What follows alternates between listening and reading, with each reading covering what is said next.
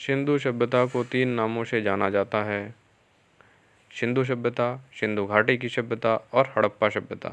इसे हड़प्पा सभ्यता के नाम से इसलिए जाना जाता है क्योंकि हड़प्पा नामक स्थल पश्चिमी पंजाब में मांटगोमरी जिले में स्थित था और इस स्थल की खुदाई सन 1921 में सर जॉन मार्शल के निर्देशन में राय बहादुर दयाराम साहनी ने किया था। जॉन मार्शल ने इसे सिंधु सभ्यता का नाम दिया था। अब तक लगभग 2000 से अधिक सिंधु सभ्यता के स्थल प्रकाश में आ चुके हैं। विभाजन के पूर्व उत्खनित अधिकांश स्थल पाकिस्तान में चले गए। अपवाद स्वरूप 2 स्थल कोटला, निहंग खा, रोपड़ और रंगपुर भारतीय सीमा में शेष बचे हैं।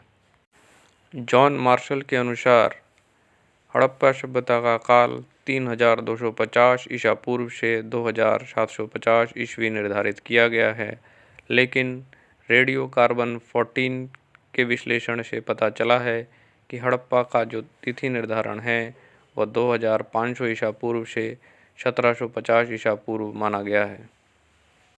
हड़प्पा सभ्यता का विस्तार। हड़प्पा सभ्यता का 80% विस्तार सरस्वती हकरा नदी घाटी के आसपास में है। यह क्षेत्र त्रिभुजाकार क्षेत्र में फैला हुआ है जो लगभग 15 लाख वर्ग किलोमीटर के क्षेत्रफल में है। इस सभ्यता के अवशेष पाकिस्तान, बलूचिस्तान और भारत में मिलते हैं। भारत में पंजाब, गुजरात, राजस्थान, हरियाणा, पश्चिमी उत्तर प्रदेश, जम्मू कश्मीर तथा पश्चिमी महाराष्ट्र में सिंधु घाटी सभ्यता के स्थल पाए गए हैं। सभ्यता का सबसे पश्चिमी विस्तार सूतकागेडोर, पूर्वी विस्तार आलमगीर, उत्तरी विस्तार मांडा तथा दक्षिणी विस्तार दैमाबाद तक है। सिंधु सभ्यता के निर्माता। सिंधु सभ्यता के खंडहरों से प्राप्त मानव कंकाल तथा खोपड़ियों के आधार पर यह निष्कर्ष लगाया जाता है कि सिंधु सभ्यता में मिश्रित प्रजाति रहती थी, जिसमें अल्पाइन, मंगोलियन, भूमध्य सागरीय तथा प्रोटो ऑस्ट्रेलॉइड प्रजाति थे। डॉक्टर लक्ष्मण स्वरूप और रामचंद्र के अनुसार सिंधु सभ्यता के निर्माता आर्य थे। गॉर्डन चाइल्ड के अनुसार सिंधु सभ्यता के निर्माता सुमेरियन थे। राखाल दास बनर्जी के अनुसार सिंधु सभ्यता के निर्माता द्रविड़ थे तथा व्हीलर के अनुसार सिंधु सभ्यता के निर्माता दस्यु एवं दास थे। सिंधु सभ्यता के मुख्य स्थल। हड़प्पा। हड़प्पा पाकिस्तान के पंजाब प्रांत में मांटगोमरी जिले के रावी नदी के तट पर स्थित एक पूरा स्थल है। 1921 में दयाराम साहनी ने इसका सर्वेक्षण किया। 1923 में इसका नियमित उत्खनन प्रारंभ हुआ। 1926 में मधोस्वरूप वत्स ने तथा 1964 में मार्टिमल व्हीलर ने व्यापक स्तर पर उत्खनन किया। यहाँ से 6-6 की 2 पंक्तियों में निर्मित कुल 12 कक्षों वाले एक विशाल अन्नागार का अवशेष प्राप्त हुआ है।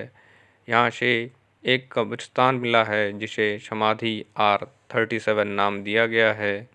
यहाँ के पश्चिमी दुर्ग पर स्थित टीले को व्हीलर ने माउंट एबी संज्ञा नाम दिया है।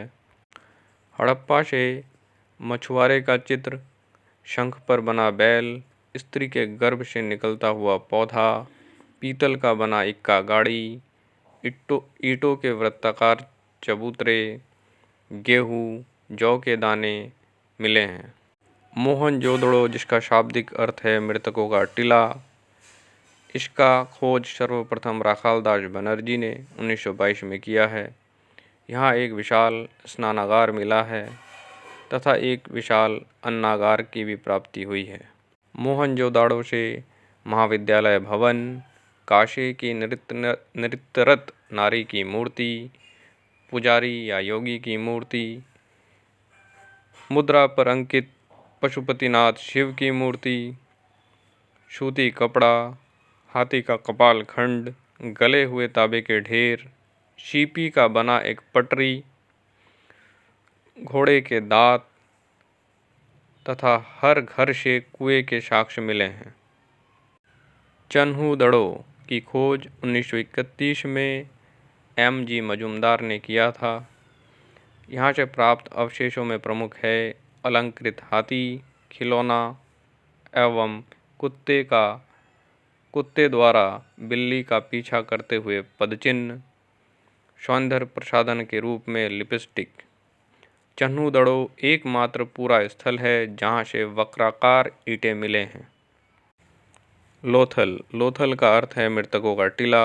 यह अहमदाबाद जिले के सागरवाला गांव में से 80 किलोमीटर दूर भोगवा नदी के तट पर स्थित है। इसकी खोज डॉक्टर SR राव ने 1955 में किया है।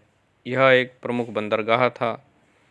यहाँ से फारस की मोहरें, पके रंग में रंगे हुए पात्र, आन और बाजरे का साक्ष्य, घोड़े की लघु मृण मूर्ति, अग्नि वेदी के साक्ष्य प्राप्त हुए हैं। कालीबंगन राजस्थान के गंगानगर जिले में स्थित एक हड़प्पा स्थल है जिसकी खोज ए घोष ने 1953 में किया है। कालीबंगन को सैंधव साम्राज्य की तीसरी राजधानी भी कहा जाता है। कालीबंगन का सबसे महत्वपूर्ण उपलब्धि यहाँ से एक जूते हुए खेत के साक्ष्य की प्राप्ति है।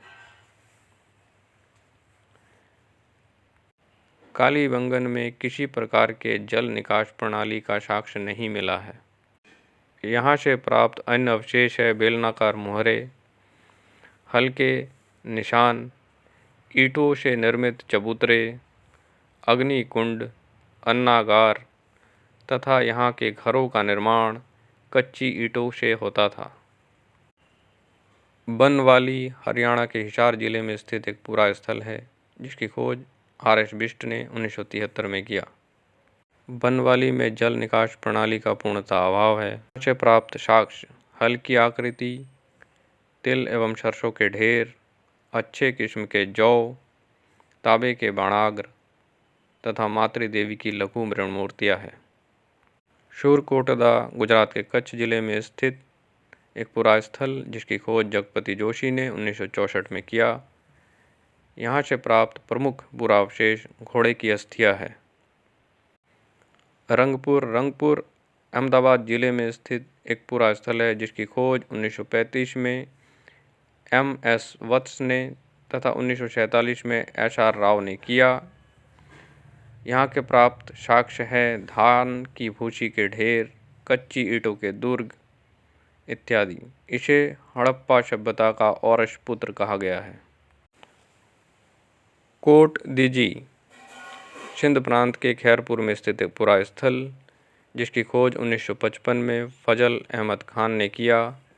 यहाँ से प्राप्त साक्ष्य है बाणाग्र, काशी की चूड़ियाँ, धातु के उपकरण व हथियार। धौलावीरा गुजरात के कच्छ जिले में स्थित एक पूरा स्थल जिसकी खोज 1990 में RS बिष्ट द्वारा किया गया व उत्खनन कार्य किए गए। यह भारत का 40वां विश्व धरोहर स्थल है। धौलावीरा से सबसे बड़ा साइन बोर्ड पाया गया जिस पर सर्वाधिक 17 सैंधव लिपि अक्षर प्राप्त हुए हैं। सैंधव सभ्यता का नगर नियोजन। नगर योजना जाल पद्धति पर आधारित थी। प्रमुख नगरों के अवशेष से पूर्व और पश्चिम दिशा में 2 टीले मिले हैं। पूर्व दिशा में स्थित टीले पर नगर था तथा पश्चिम में स्थित टीले पर दुर्ग थे। लोथल एवं सूरकोटदा के दुर्ग और नगर क्षेत्र दोनों एक ही रक्षा प्राचीर से घिरे थे। हड़प्पा, मोहनजोदड़ो तथा कालीबंगन की नगर योजना बिल्कुल एक समान थी। सड़कें एक दूसरे को समकोण पर काटते थे। नालियाँ ईंटों एवं पत्थरों से ढकी हुई थी। अधिकतर मकान पक्के ईंटों के बने होते थे। हड़प्पा, मोहनजोदड़ो जैसे प्रमुख नगर के मकान पक्की ईंटों के बनाए गए थे, जबकि कालीबंगा व रंगपुर के नगर कच्ची ईंटों के बने थे। ईंटों के लंबाई, चौड़ाई तथा मोटाई का अनुपात 4:2:1 था। हड़प्पा की राजनीतिक व्यवस्था वणिकों के हाथ में थी, अर्थात वाणिज्य वर्गों के हाथ में थी। हड़प्पा का जो समाज था वह मातृसत्तात्मक समाज था, अर्थात माता का परिवार में महत्वपूर्ण भूमिका था। हड़प्पा का धार्मिक जीवन।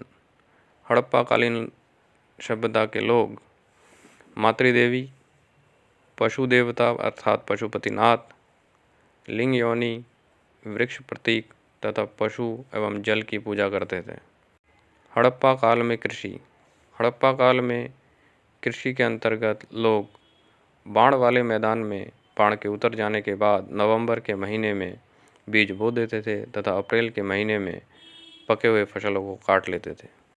हड़प्पा से 9 प्रकार के फसलों की पहचान की गई है, जिसमें अनाज के रूप में गेहूं और जौ, फल के रूप में तरबूज और चावल, सब्जी में मटर, तिलहन में राई एवं तिल तथा चावल का भी साक्ष्य मिला है। हड़प्पा काल में पशुपालन। हड़प्पाई लोग बैल, भेड़, बकरी, सूअर आदि पालते थे। गुजरात के निवासी हाथी पालते थे।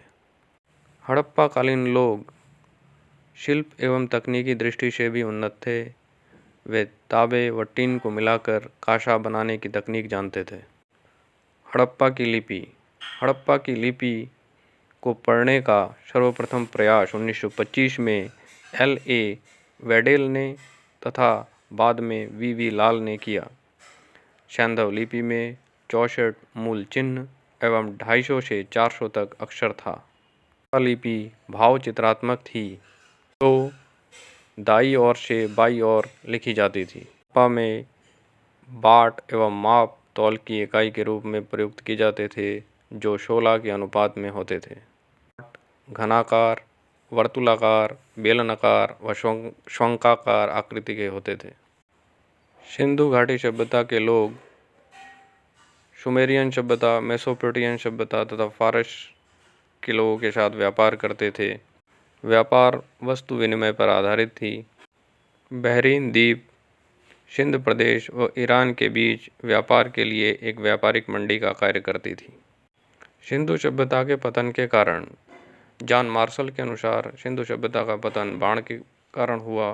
गार्डन चाइल्ड के अनुसार सभ्यता का पतन बाह्य आक्रमण के कारण हुआ। जॉन मार्शल के अनुसार सभ्यता का पतन प्रशासनिक शिथिलता के कारण हुआ। वी के थापर एवं रफीफ मुगल के अनुसार पारिस्थितिक परिवर्तन से पतन हुआ। फेयर सर्विस के अनुसार पारिस्थितिक निम्नीकरण से पतन हुआ।